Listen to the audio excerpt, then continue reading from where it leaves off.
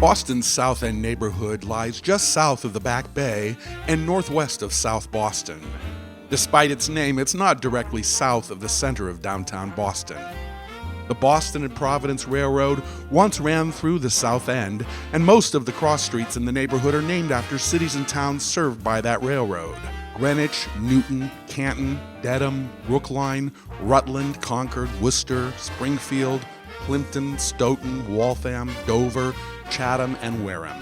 The Cyclorama, the Boston Center for the Arts, the Boston Ballet, numerous theater companies, and the new Calderwood Pavillion, the first new theater built in Boston in 80 years, along with live music venues such as the Beehive, make Tremont Street a lively area in the evenings.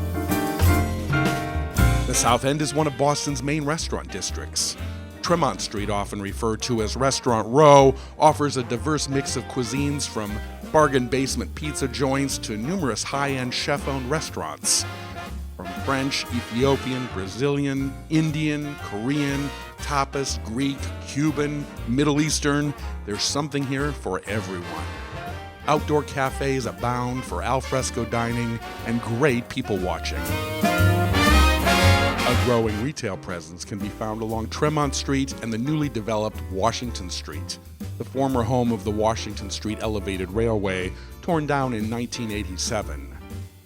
A series of 11 residential parks are located across the South End, and most are oval in shape, with passive-use green space located in the center.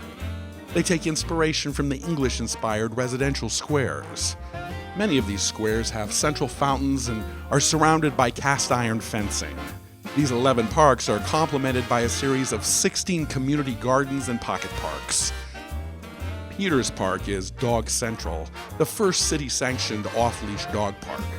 With 13,000 square feet, it's one of the area's cleanest and most beautiful dog parks. Though housing is relatively expensive by U.S. standards, it remains less expensive here than the wealthiest central Boston neighborhoods of Beacon Hill and Back Bay. The South End is mostly built of 19th century bow fronts.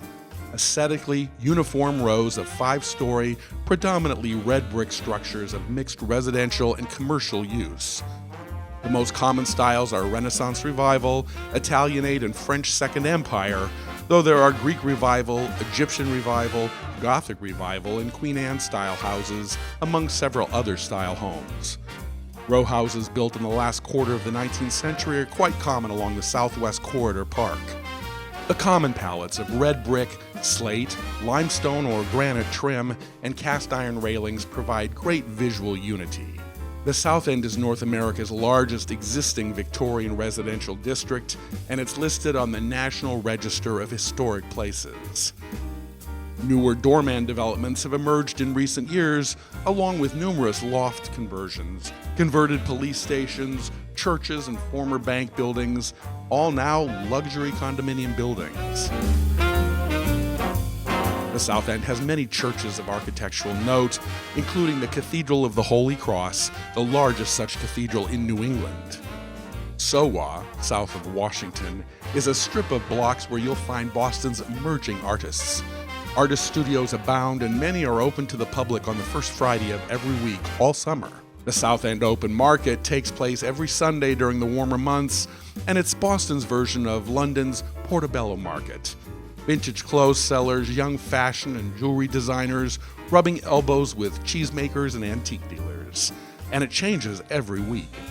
A farmer's market is also held on Sundays from May to October. Numerous public transportation options are available in the South End, which is serviced by the Silver Line and the Orange Line, as well as the commuter rail. For all your real estate needs in Boston's South End neighborhood, visit Marsh Properties at bostonluxuryrealestate.com.